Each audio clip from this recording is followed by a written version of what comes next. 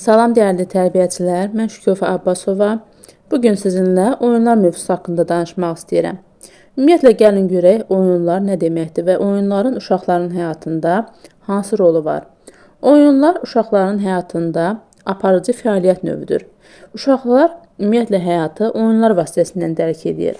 Söhbət 1-6 yaşında uşaqlardan gedirsə, yəni məktəbə qədər yaşlı uşaqlardan gedirsə, təbii ki, aparıcı fəaliyyət oyun növüdür. Oyun uşaqların həyatında əvəzsiz bir rola malikdir. Oyun prosesində uşaqların təsəvvürləri, hafizələri inkişaf edir. Uşaqlarda iradi keyfiyyətlər sürətlə inkişaf edir. Oyunlar vasitəsilə uşaqlarda əqli tərbiyə sürətlə gedir. Oyunlar vasitəsilə uşaqlar bir-birinə dostluq münasibətləri qurur. Oyunlar vasitəsilə uşaqlarda əməkdaşlıq bacarıqları inkişaf edir. Uşaqlarda bir-birini başa düşmə, bir-birinə empatiya hissi duymaq həmçinin inkişaf edir. Oyunlar vasitəsilə uşaqlarda psixi proseslərdir, təfəkkürdür, təxəyyüldür, hafizədir. Həmçinin uşaqlar oyunlar vasitəsilə belə deyək də bir-birinə ünsiyyət saxladıqları üçün uşaqlarda nitqin inkişafına da böyük təkan vermiş olur. Yəni oyunlar vasitəsilə uşaqlar həyatı dərk edir. Oyunlar vasitəsilə uşaqlar həyatı başa düşür. Oyunlar uşaqların həyatında çox vacibdir. Oyunlar ümumiyyətlə məzmununa görə, xarakterinə görə, rəngarəngliyinə görə əsas iki qrupa bölünür. Yaradıcı oyunlar və qaydalı oyunlar. Yaradıcı oyunlar uşaqların özləri tərəfindən, yəni öz təxəyyüllərinə uyğun şəkildə yaratdıqları oyunlardır. Yaradıcı oyunların üç növü var. Tikinti quraşdırıcı, yəni konstruktor oyunlar, dramlaşdırılmış oyunlar və süjetli rollu oyunlar.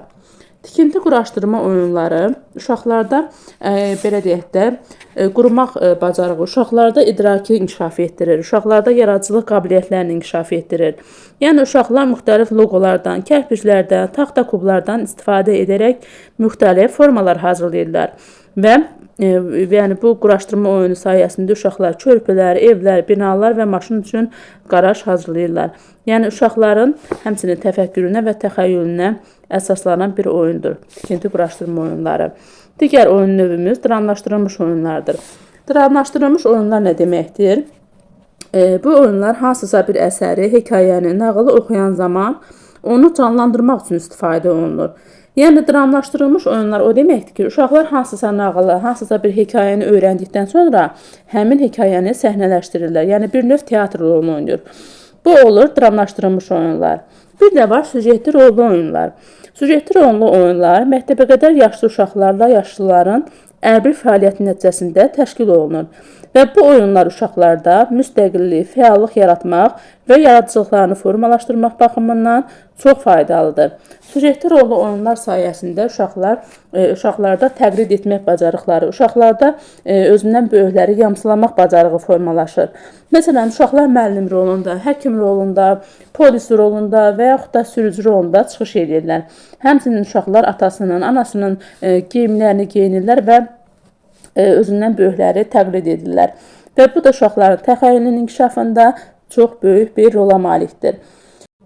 Digər bir oyun növümüz isə qaydalı oyunlardır. Bəs gəlin görək, qaydalı oyunlar nə deməkdir?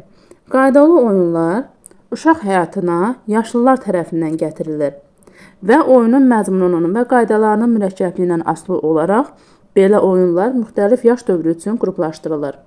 Qaydalı oyunların yüksək təlim-tərbiyəvi əhəmiyyəti vardır və qaydalı oyunlar özlüyündə də iki qrupa bölünür. Mütəhərrik oyunlar və didaktik oyunlar. Mütəhərrik oyunlarda hərəkətlilik mühüm yer tutur. Məsələn, topu atıb tutmaqdır, yürüyüb yoldaşına çatmaqdır, qatarın, avtomaşının hərəkətini təsvir etməkdir, sürücü kimi çıxış etmək və s. mütəhərrik oyunlara misal göstərə bilərik. Həmçinin mütəhərrik oyunların özünü də iki qrupa bölə bilərik. Süjetli oyunlar və idman oyunlarına yaxın oyunlar. Süjetli oyunlara əsasən gizlampaç, qaçdı, tutdu və s. kimi oyunları misal göstərə bilərik. Hərəkətli oyunları isə, yəni idman oyunlarına yaxın oyunlar isə topu atıb tutmaqdır, yürüyüb yoldaşına çatmaqdır, qaçmaq, tullanmaq, hoppanmaq bu tip oyunlar idman oyunlarına yaxın oyunlar hesab olunur. Bu da olur mütəhərrik oyunun növləri. Digər oyun növümüz isə, yəni qaydalı oyunların digər növü isə didaktik oyunlardır. Didaktik oyunlar adından da göründüyü kimi öyrədici xarakter daşıyır. Yəni didaktik oyunlar öyrədici oyunlardır və didaktik oyunlar özlüyündə də 3 qrupa bölünür. Oyuncaqlarla oyun, şifahi oyun və stolüstü çap oyunları. Oyuncaqlarla oyunlar uşaqların oynadığı əşyaların qavranılması ilə əlaqədardır. Yəni uşaqlar oyuncaqlar vasitəsilə oynayır və uşaqlarda idraki qabiliyyətlər inkişaf etmiş olur. Stolüstü oyunlar isə əyanilik prinsipinə əsaslanır. Bu oyunların məzmunu müxtəlif olur. Bəzi lotolar və cüt şəkillər uşaqları ayrı-ayrı əşyalarla, onların keyfiyyət və xüsusiyyətləri ilə tanış edir. Məsələn, ilin fəsilləri oyunu uşaqlar fəsillərin xarakteri ilə tanış edir. Stolüstü oyunlara həmçinin biz lotoları, rəngli kağızları, kartları, şəkilli kartları və s. misal göstərə bilərik. Digər oyun növümüz isə şifahi oyunlardır. Şifahi oyunlar daha çox mürəkkəb xarakter daşıdığı üçün böyük və məktəbə qədər qruplarda keçirilir. Yəni 4-5 və 5-6 yaş qruplarında daha çox istifadə olunur. Və şifahi oyunların ən geniş yayılmış növü tapmacalardır. Bu da oldu, yəni şifahi oyunlar. Yəni didaktik oyunların dedik, hansı növləri var? Oyuncaqlarla oyunlar, stolüstü oyunlar və şifahi oyunlar. Ümumiyyətlə, məktəbə qədər yaş dövründə uşaqların oyun kateqoriyaları bunlardır. Təklikdə oyunlar, paralel oyunlar, əməkdaşlıq oyunları, sərbəst oyunlar, sens-motor oyunlar, konstruktorlu oyunlar, süjetli rollu oyunlar və simvolik oyunlar. Təklikdə oyunlar gəlin görək nə deməkdir. Təklikdə oyunlar materiallar və ideyalarla tək başına oyundur və daha çox 0-2 yaşı əhatə edir. Yəni 0-2 yaşında uşaqların oynadığı oyun təklikdə oyunlar adlanır. Burada uşaqlar məsələn hansısa bir oyuncağı ağzına salır, zəngin səsinə qulaq asır və yaxud da əşyalarla manipulyativ hərəkətlər edir. Bu təklikdə oyunlara aiddir və 0-2 yaşı əhatə edir. Digər oyun növümüz paralel oyundur. Paralel oyunda bəzən təkrarlayaraq, bəzən isə həmin materiallardan istifadə edərək fərqli fəaliyyət növünü həyata keçirməklə bir-biri ilə yanaşı oyundur. Yəni iki uşaq yanaşı oynayır, amma bir-biri ilə oynamırlar. Yəni əməkdaşlıq burada olmur və 2-4 yaş əhatə edir. Bu olub paralel oyunlar. Əməkdaşlıq oyunları isə artıq 3 yaşında uşaqlarda əməkdaşlıq bacarıqları get-gedə inkişaf edir və əməkdaşlıq oyunları ümumi maraqlarla qarşıya qoyulan problemləri həll etmək üçün ideya və rol mübadiləsi aparmaq yolu ilə uşaqlar qrupunun əməkdaşlıq oyunları hesab olunur və 3-4 yaşdan başlayır. Bunu da bu şəkildə yadda saxlayırıq. Sərbəst oyunlar isə tək başına və yaşıdları ilə oyundur. Yəni bu zaman yalnız oyun iştirakçılarının ehtiyacı olduqda və onlar kömək üçün müraciət etdikdə böyüklər ona dəstək göstərə bilər. Digər oyun növümüz isə sens-motor oyunlardır. Sens-motor oyunlar hiss üzvləri vasitəsilə uşaqların ətraf aləmi dərk etməsi deməkdir. Yəni burada əsasən su ilə və qumla oyun oynamaq nəzərdə tutulur. Digər oyun növümüz konstruktor oyunlardır. Konstruktor oyunlar bayaq da qeyd etdiyimiz kimi taxta kubların və legoların istifadəsi ilə oyuncaq maşınlar üçün qarajların tikintisində müxtəlif konstruksiyaların yaradılmasıdır.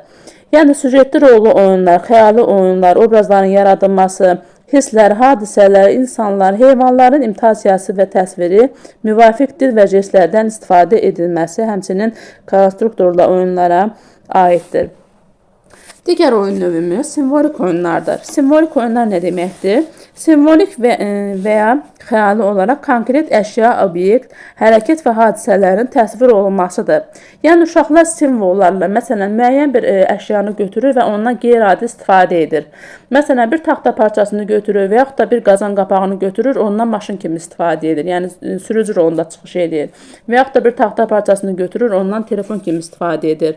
Bu simvolik oyunlara aiddir. Yəni simvolik oyunlar bir növ uşaqların təxəyyülünə əsaslanır, uşaqların yaradıcılığına əsaslanan bir oyun növüdür. Biz oyunların növləri haqqında danışdıq. İndi isə gəlin görək. Təlimin səmərəli təşkili üçün tərbiyəçi müəllim hansı bacarıqlara sahib olmalıdır? Hər bir fəaliyyətdə uşaqlarla birgə iştirak etmək, qrup otağı və materialların estetikliyini təmin etmək, uşaqların inkişafında və təlimində irəliləyişi sənədləşdirmək, təlim və təcrübələr arasında əlaqələri görmək üçün uşaqlara kömək etmək, təqdim edilən iş vasitəsilə öz biliyini ifadə etməkdir, uşaqlara kömək etmək və valideynlərlə daimi əməkdaşlıq etmək. Layihələr barədə həmkarları və valideynlərlə dialoq aparmaq. Yəni, təlimi səmərəli təşkil üçün tərbiyəçi müəllim bu prinsiplərə mütləq şəkildə əməl etməlidir. Məktəbə qədər yaş dövründə təlim fəaliyyəti, inteqrasiya və oyun elementləri daxil edilməklə təşkil edilməlidir. Bu nə deməkdir? Yəni, məktəbə qədər təhsil müəssisələrində təlim fəaliyyəti oyunlar şəklində həyata keçirilir. Yəni, oyun formasında həyata keçirilir. Oyunlara uşaqların həyatında çox geniş yer verilir. Və fəaliyyət uşaq üçün maraqlı və əyləncəli keçirilməlidir. Didaktik, süjetli rollu, hərəkətli, musiqili, səhnələşdirilmiş, imitasiya xarakterli hərəkətli oyunların keçirilməsi, müxtəlif janrlı, bədii uşaq ədəbiyyatının oxunması və müzakirəsi, uşaqlarla situativ söhbətlərin təşkili, gəzinti zamanı fəslə uyğun təbiətdəki dəyişikliklərin müşahidəsi, əmək fəaliyyətinin, rəsm, yapma, kəsib yapışdırılma fəaliyyətlərinin təşkili, mahnıların və rəqslərin ifa olunması, hərəkətlərin inkişafı üzrə məşğələlərin təşkil olunmalıdır. Bu oldu oyunlar mövzusunun izahı. Hər birinizə uğurlar.